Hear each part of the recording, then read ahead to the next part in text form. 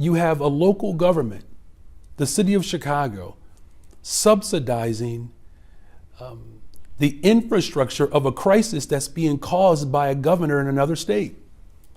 I'm frustrated as well. Over 600 buses have arrived in the city of Chicago since I've been mayor. We didn't call for those buses, and the governor of Texas sending buses to the city of Chicago to create chaos in this country. He's only sending those buses to democratically ran cities. Mm-hmm. It's an intentional attack against the country. He is attacking democratically ran cities, and particularly cities that are being led by black leaders or leaders of color.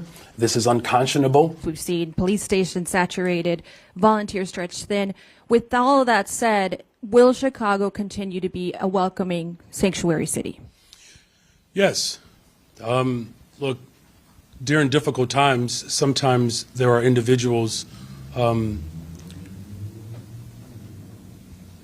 who feel the pressure, and sometimes our values are called into question. We're the city of Chicago. Mayor Johnson, the black aldermen, the black alderwomen in this city, you will stand for the black citizens of Chicago. We're saying America must take care of America first.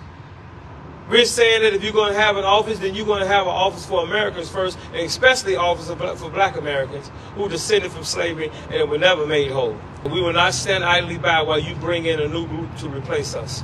We watched it happen in California. Minneapolis, Minnesota, you have a Somali community who now, where refugees who came to this country are now controlling the business districts. We call on President Trump to come to Chicago, walk these communities with us, oppose this mass immigration that is killing our community, is killing Americans all across this city and all across this country. What will the city of Chicago do to pay for this? Now, there are other cities that have looked at making budget cuts.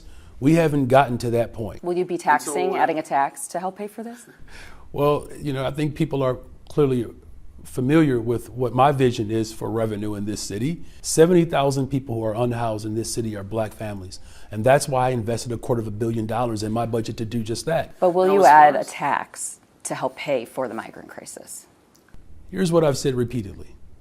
This is an international crisis.